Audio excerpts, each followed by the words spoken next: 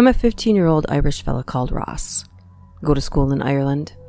I am now in 3rd year. At the start of 2nd year, I knew a fellow who joined the school. I was in charge of showing him around, and we've been good friends ever since. He's Portuguese, and his name is Tiago. I'll call him Tig for the story. His school bag is fairly small, bright red bag. He's a bit shorter than me. His hair is quite short, brown in color. This will become important momentarily. One day I was upstairs in my school. It was break time and I was going to my group's usual spot. I turned a corner and saw Tig walking along the hallway. And this was weird because at the distance I was from, I would have seen him come up the stairs. I didn't think much of it at the time. Sped up to catch up with him. There was another corner coming up. He rounded it and I followed suit, except he wasn't there. There was a staircase going back down and 2 bathrooms. One for guys, one for girls, but no Tig. Considering how close I was behind him, he would have had to sprint toward them and jump down the stairs or jog into the bathroom if he went for the stairs. I would have heard. He must be in the bathroom, I thought. So I sat at the bench and waited. Tig was the first other person in our group to arrive. He rounded the corner and left his bag down. And the realization hit me hard. He wasn't in the bathroom. I asked him if he'd already been up there, to which he answered he hadn't. He had no reason to lie. Now I know what you're thinking, it must have been someone else, but first of all, the person I saw looked exactly like Tig. And second of all, no one else in the school has that bag, to my knowledge. I've never seen anyone else with it. It's very distinctive. And third, the only place the person could have gone without sprinting down the stairs, which I would have probably caught a glimpse of anyway, would be the bathroom. No one came out of the bathroom that I didn't see enter it. My friend is a fairly distinct character. Not many people have the same body build as him. It's not exactly terrifying, but it feels like a glitch in the Matrix.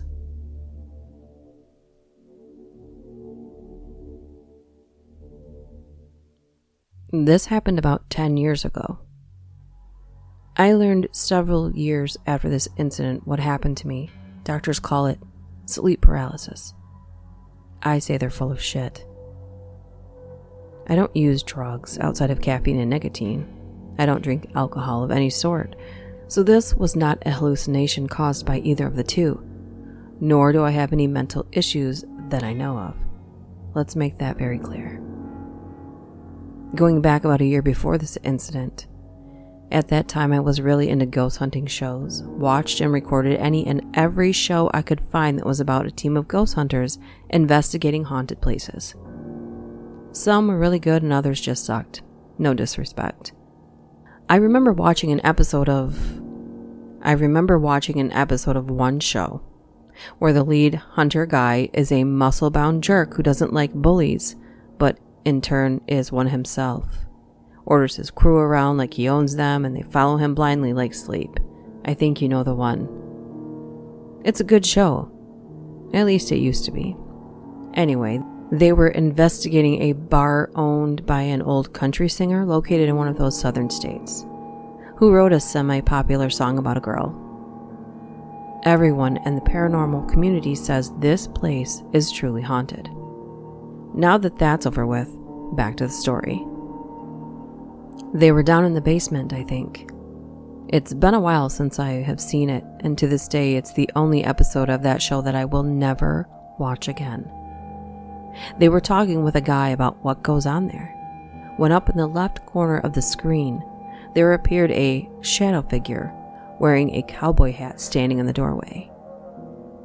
At this time in the show, they stopped the film and pointed out that when they were actually down there, they didn't see this figure and only discovered it while reviewing the footage. I was naive back then and didn't really know much about the paranormal. I figured it's a TV show. What harm could it really do? Man, was I wrong. I now know that ghosts, entities, or whatever you want to call them, can follow you home from places and are made up of energy and can travel through any energy source they want. And one did. Now that I've given you the backstory to this story, let's proceed with the reason I'm actually writing this. Many years before this incident, an old friend of mine, when I was 11 or 12, who I met through playing baseball on the same team. He had recently bought a house and was looking for someone to just give his old trailer or mobile home to, which is where this incident happened. We had lost contact over the years, but unbeknownst to me, he had kept in contact with my father. My father gave him my number. He called me up and made an offer I couldn't refuse. A free trailer. Just pay the lot rent. Well, hell yeah, I'll take it. The trailer was old and needed work, but it was a good deal. I moved in, did some minor repairs, and a couple weeks after that I invited my father and stepmother over for dinner. My stepmother is what she calls an old soul. She can sense when things are not right with the universe. She took one look at the place and said, "There's bad juju here and I don't like it." Every time she came to visit, she was nervous, wouldn't sit still, always looking down the hallway. She eventually stopped coming. She said it was too thick for her, whatever that meant. I just thought she was nuts. I now know that she's not. I lived there for many years, had some strange things happen, seeing apparitions out of the corner of my eye, voices, cold breezes, etc. I just chalked it up to bad lighting, outside noises, insulation issues, some rational explanation. Until that night. The night that changed my whole belief systems forever. The night I will never forget.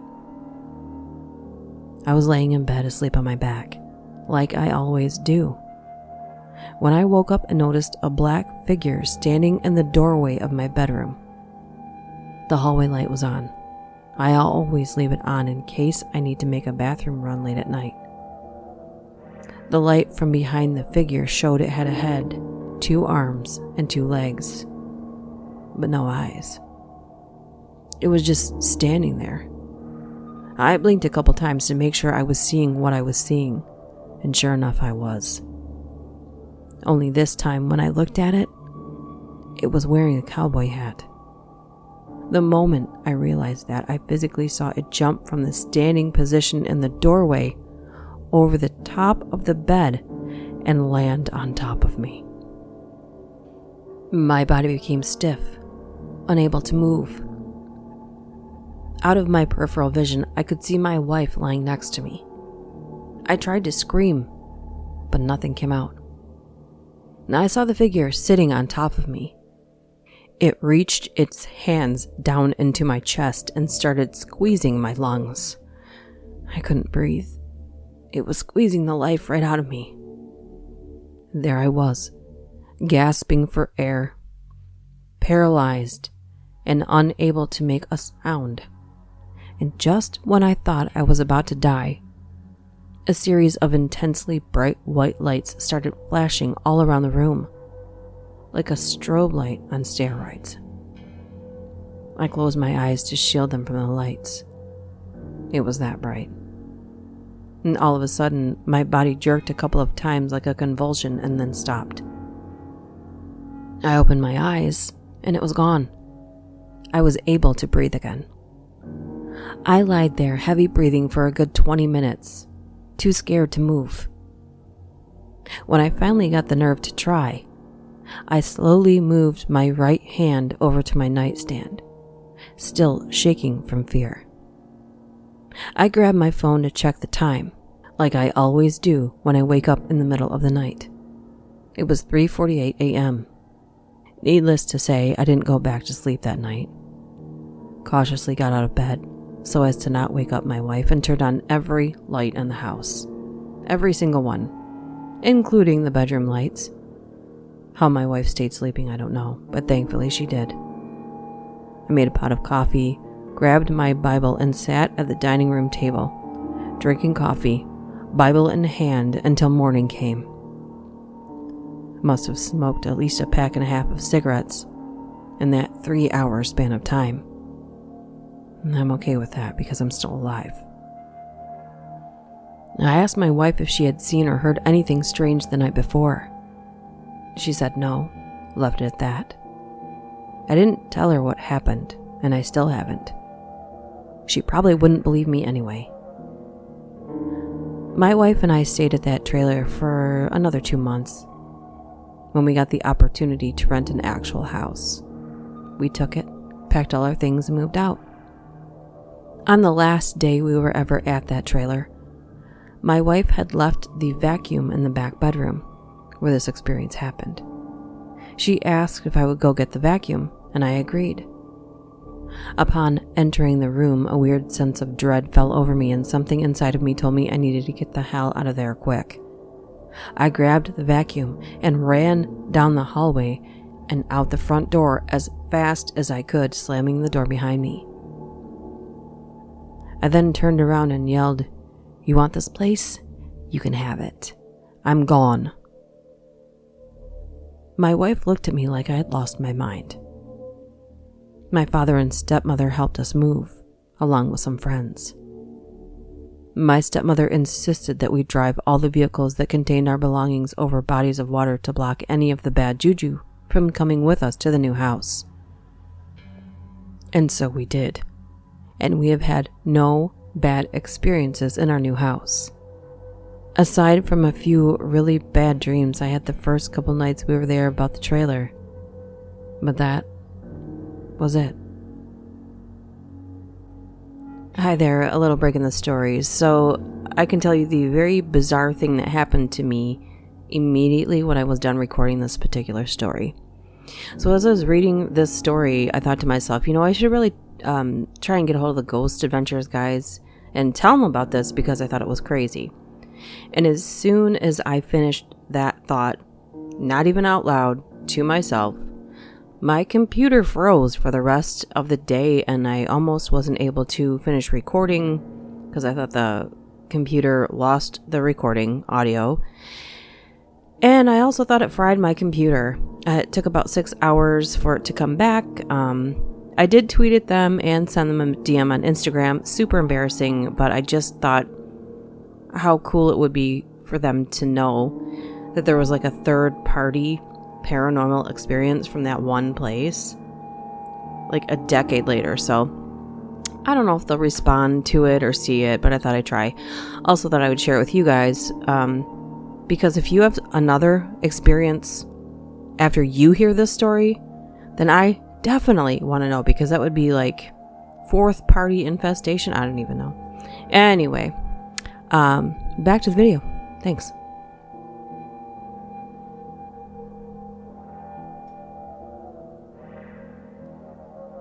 I should mention that I previously lived in a tiny town, but went to a high school in a considerably larger city.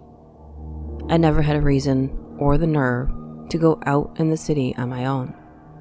So when my two friends wanted to hang around town, I was nervous to say the least. However, I thought, what the hell? I'll go with them. We had a blast for a couple hours after school, with a few scary small incidences along the way, including walking through a store full of expensive statues and gemstones with a massive backpack protruding from my back. The original restaurant we wanted to go to was closed, forcing us to go to Subway. However, as it got dark, we all knew we had to go home. So we all enjoyed one last store and went our separate ways. I waited outside the store alone, in the dark, not afraid, at least not yet. I had told my mother where to find me, but she's terrible with directions, so I had expected to be hanging around for a while.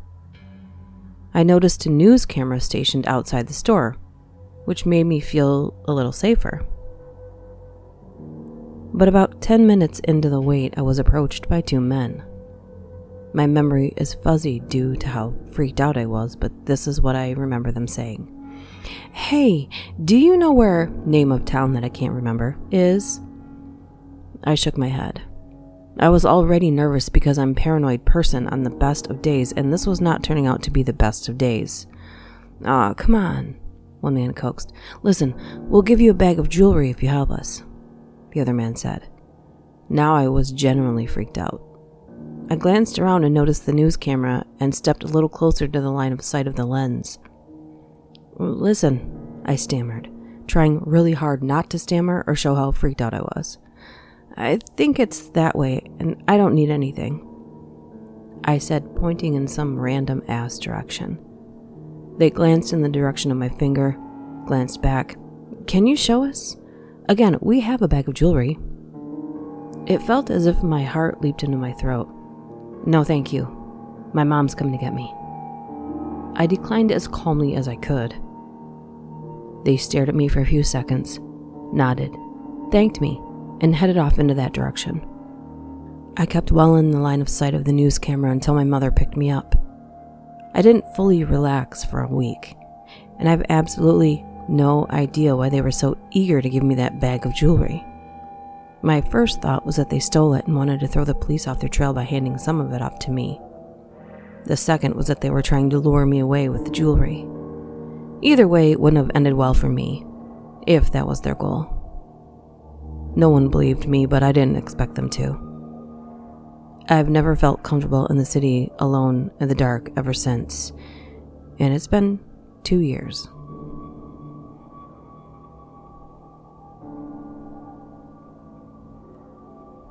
This story is not about a ghost or an encounter with a creepy stranger.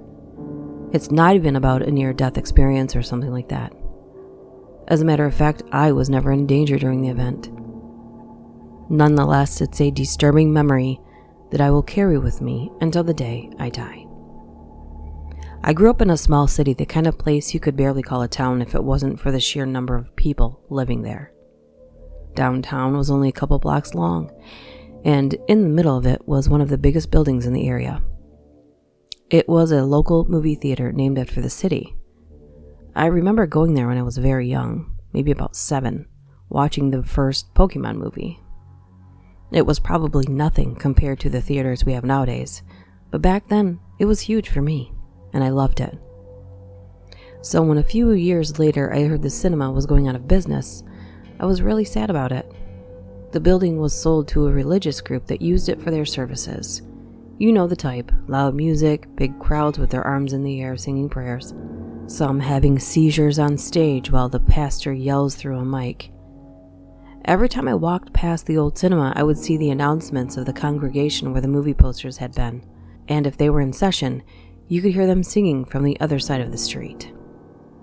This group owned the cinema for nearly a decade, until the government brought back the building in order to restore it as a historic landmark of the city. When this happened, I was studying construction with the intent to follow architecture or civil engineering at college, and my class was very lucky to be involved with the cinema's restoration project because 2 of our teachers were architects working on it.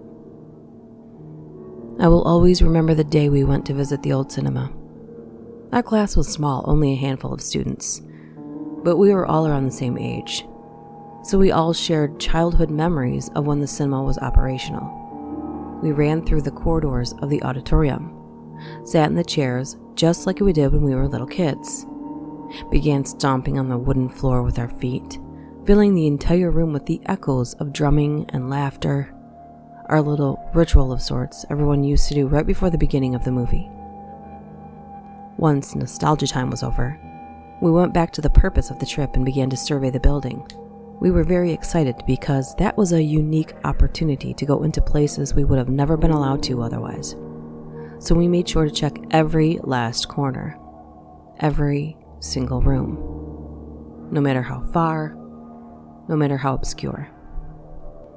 The first one we found was below the stage. On one of the corners there was a little door, not very visible, probably because it was meant for maintenance staff only.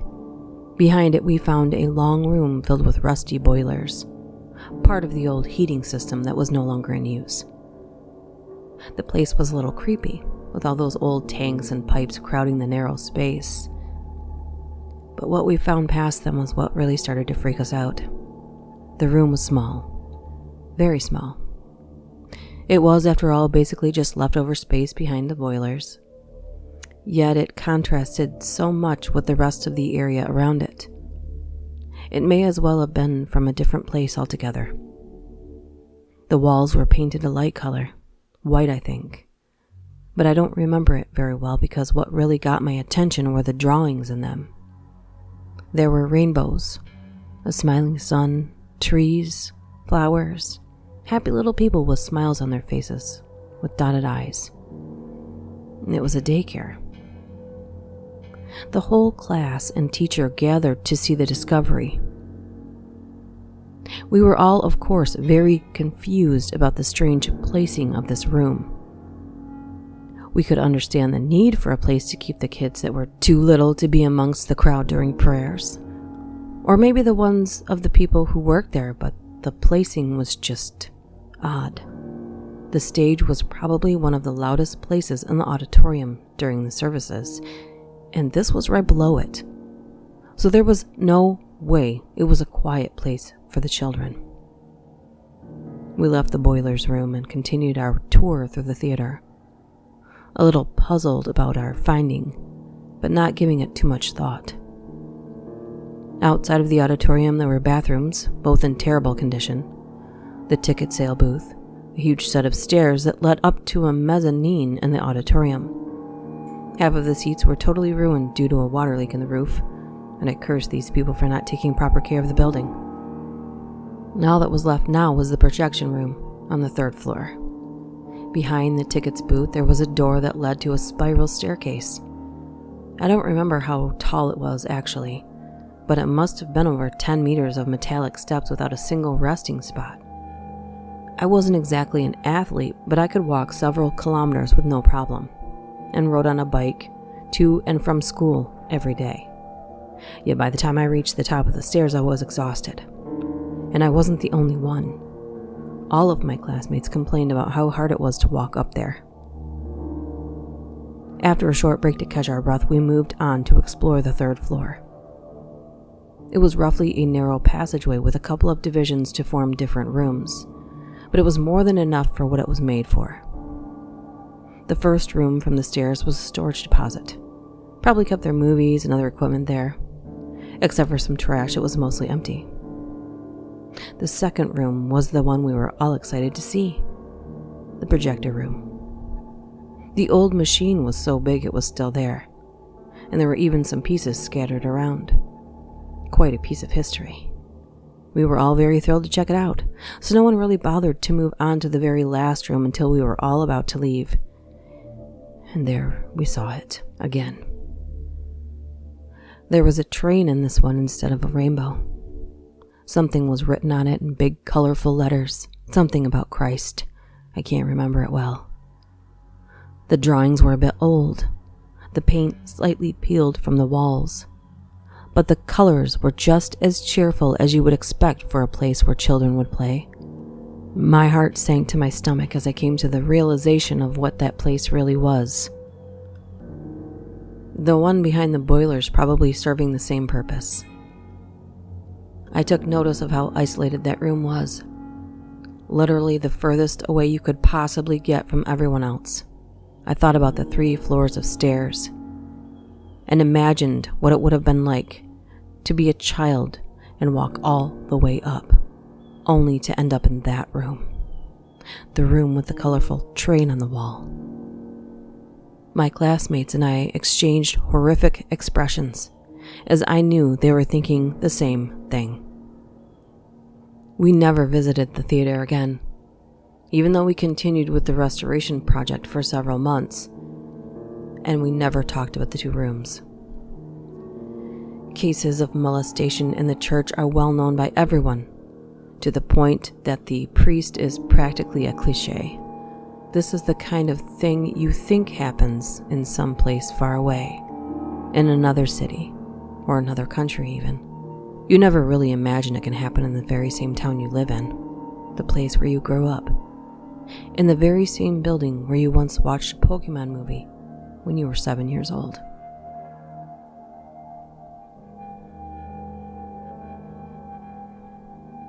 I live in an old apartment building. I've been here for about 2 years, and my roommate and I have had very few scary experiences so far, except for this one that happened last summer. It was around 4 a.m. when we were awoken from a dead sleep by the fire alarms going off throughout our entire 4-story apartment building. Seeing as this place is occupied mostly by seniors, we figured someone had left a pot on the stove again. I grumbled and blindly grabbed for a blanket. Last time we had a false alarm, I was left shivering barefoot on the sidewalk waiting for the fire department, and I wasn't about to let that happen again. My roommate and I put on our shoes, I grabbed my phone and keys, and we poked our head out into the hallway. Nothing seemed off. The hall was empty. No one else had come out of their apartments yet. Reluctantly, my roommate and I walked down the hall toward the lobby. We figured our neighbors would soon follow suit. It was only when we went through the lobby and out the front door that we realized something was actually wrong. A handful of people who had already come out of the building were running and shouting about how the building was actually on fire this time. We followed them around to the side of the building as more and more people fled in their pajamas, and to our horror, we saw an apartment on the top floor belching out flames. People were frantic, searching for water, a ladder, anything. Someone remarked that there was a lady who lived in that apartment who had mobility issues and she needed to be rescued now. And where the hell was the fire department? My roommate was quite disturbed by the whole scene, so we decided to go back to the front of the building away from the fire. And on our way, we saw a guy jump off his balcony to the ground. He rolled when he landed, but I think it still really hurt, judging from how he sat on the grass and groaned for a while. He was lucky he was only on the 2nd floor. There was chaos, yelling, screaming, an odd mix of panic and disinterest, especially among the senior citizens who didn't want to leave the building because using the stairs was so difficult. The fire department arrived much quicker than they ever had before, seeing as this was a real emergency, and it wasn't long before the elderly ladies in nightgowns were being rescued via ladders and wheeled off to the hospital next door. At one point, the man who lived below the apartment that was on fire had a screaming episode at one of the landlords, the one that looked like a walking skeleton with an oxygen tank and a scooter. By the time the fire department got everything under control, it was around 6 or 7 o'clock in the morning. The sun was coming up, and people were beginning their morning commute. The fire department had blocked off our entire street, which was probably a pain in the ass to other people. And the entire population of my building sat on the curb in pajamas and blankets. Little kids, old people, broke college kids, the works. The community really pulled together that morning. The public bus service gave us a couple buses to sit and warm up in instead of standing around on the chilly sidewalk. Paramedics handed out blankets and assessed injuries. The people in the surrounding houses were kind enough to bring us water and snacks. One lady brought us a serving tray with mugs of tea from her own kitchen and offered it to anyone she could find. My mother came down to rescue my roommate and I, even though she lived an hour outside of town and hadn't even showered yet. She brought us breakfast and a change of clothes, as we didn't know when we'd be allowed back into the building. The most disturbing details of what had just taken place that morning came to us as we were waiting on the bus. Everyone was talking about the fire, of course, but one man had a particularly horrifying detail to add. He'd heard through the grapevine that the lady whose apartment caught fire never made it out of the building. Sadly, we suspected as much, with her mobility issues and all. But there was more. The firefighters apparently found her in the hall. She had made it out of her apartment, but couldn't escape the smoke.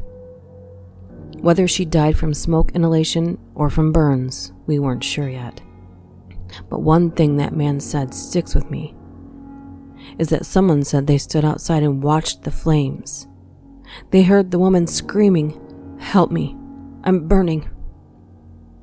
I've always been afraid of burning to death, and the idea that my neighbor may have had such a horrifying end is deeply disturbing.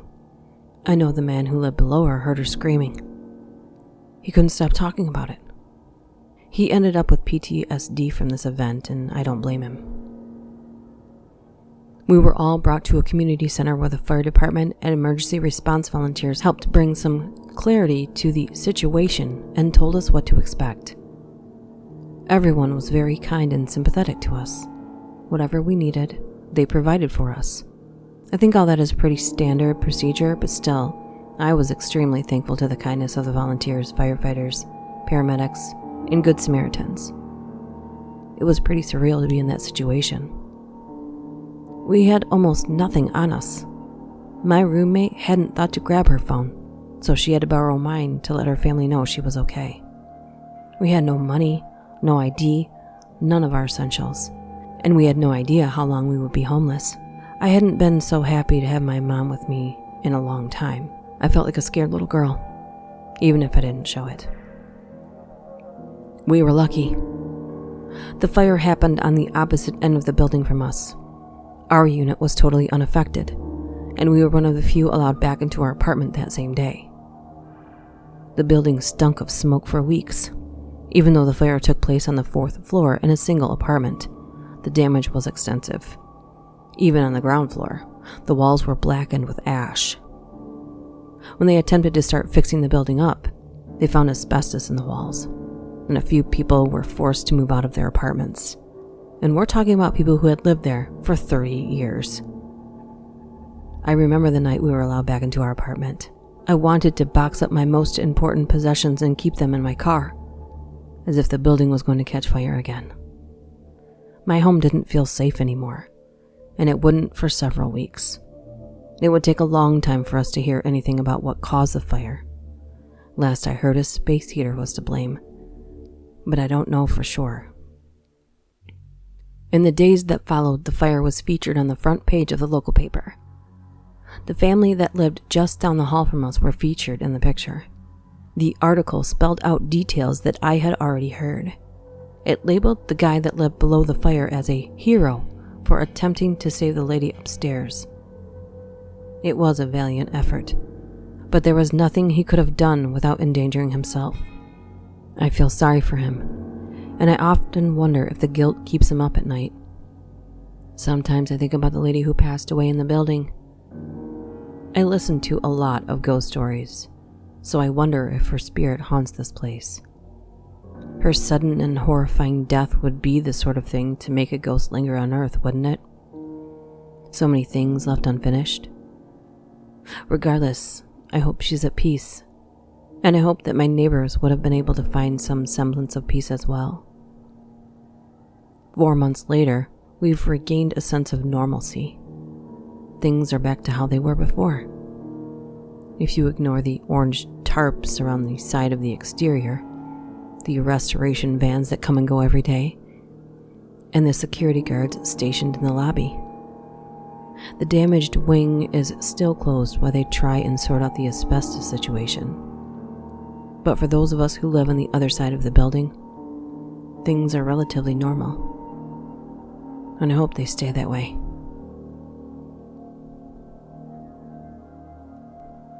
When I was younger, I'd go visit my grandparents all the time. They lived in a 1-story house with an unfinished basement. I never liked it down there. It felt oddly small for a big basement. There was a little door down there that was for storage, and I always got this terrible feeling when going to close it. Now during this time, I was 6 or 7. I felt so uncomfortable going down there, even when I was with someone I didn't like it. I remember going down there with my grandma to help with something. She had to run upstairs because someone rang the doorbell, and she said she'd be right back, even though she knew how I felt about being down there alone. But I nodded and said okay. She was gone, and I was alone, and I started to get a bad feeling in the pit of my stomach. I didn't move, and I didn't want to. Even though the lights were on now, this is where everything started happening, and it still gives me chills to talk about it. The lights started to flicker, and I started to hear noises and what sounded like talking. not coming from upstairs, but coming from the storage room. I heard someone say my name. The voice sounded like my grandma, and I was confused as hell why I was hearing her when she was upstairs. I didn't want to move, but being the curious one that I am, I started moving towards the storage door. The closer I got, the more the bad feeling got worse. When I got to the door, the lights in the basement turned off. I wanted to run upstairs and hide. Go somewhere that wasn't the basement. Then I heard my name again for the second time. My grandma's voice asking me to open the door to help her. So I did, and I regret it. And I couldn't see anything. It was pitch black. I couldn't hear anything but faint laughing. That felt like forever. But then the laughing stopped, and the lights turned back on in the basement. I felt a little better with the lights back on, but the downside is I could see a little in the storage room. There I saw a small clown doll in the storage room, and my grandma hates clowns with a passion, wants nothing to do with them. So why was there a clown doll? I have no idea. Then the lights turned on in the storage room. I saw red. It looked like blood all over the walls. I screamed and blacked out. And the next thing I knew, I was laying on the couch with my grandma looking at me and asking if I was okay. I have no idea if that was real or a dream, but it sure felt real. This happened when I was around 11 years old and in the 6th grade. I was in 6th period gym class. We were doing laps. When we get to the end to make a turn, there's a big fence. And as I was running, I saw what looked like a 30-year-old man waving with a weird grin. I can't tell who he's waving at, so I just keep running. As I'm leaving school, I get to the front gate and see the same guy. This time he wasn't grinning, but instead smiling. So I speed walk. Terrified, I just knew I had to get away from this guy as fast as I could. After I got far enough away from the school, I decided to turn around to see if he was following me. I didn't see him, so I felt a little relieved. And it was at that moment when a blue car pulled up next to me and rolled their window down just a little bit so I couldn't see their face, but instead heard a man say, "You look like a nice kid and smart." Okay. I smiled and said, "Thanks." That's when he said my full name. Terrified, I asked him how he knew my name. That's when he rolled his window down all the way and saw it was the same creepy guy with the same creepy smile. I ran. I turned back to see his car just sitting there. I'm only 5 minutes from home now, so I keep running. I finally made it to my house, sweating, hands shaking. I go inside and lock all the doors and the windows, went to my room, covered my head, and fell asleep like that. When I woke up, it was 11:30 at night. Thirsty, I got up to get water.